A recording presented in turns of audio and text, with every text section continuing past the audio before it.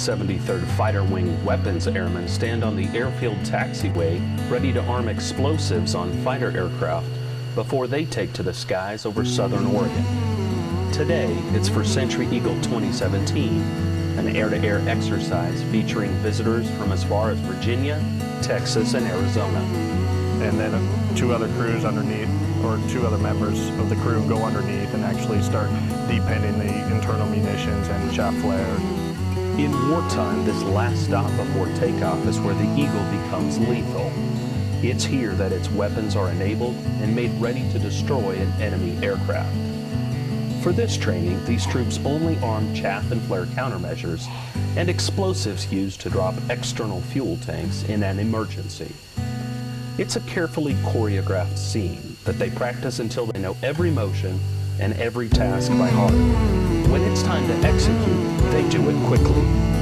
Speed comes secondary to safety, actually, and because of that we don't want to take any unnecessary risk or anything, but with proficiency and continuing to do the job over and over and over, we are able to get a little bit faster, and we definitely don't want to miss anything on the aircraft because it puts a pilot's life in danger.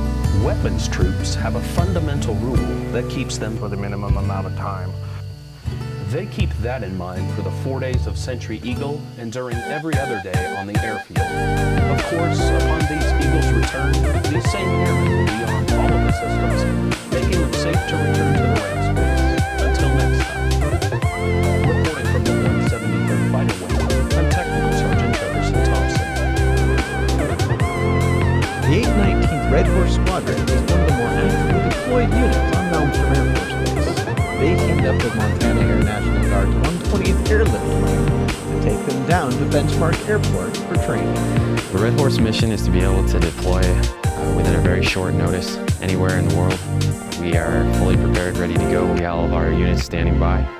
We can be able to board an airplane very quickly and be able to get to any location to be able to essentially build up a base or a landing strip or whatever the situation may be that's construction related.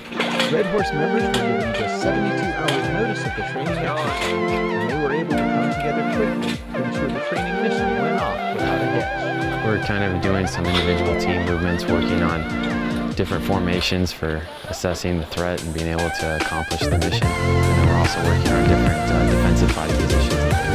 We essentially take care of our own stuff as much as we need. We have our heavy weaponry, we have our 203 Grenadiers. We're pretty self-sufficient on bare base build-up.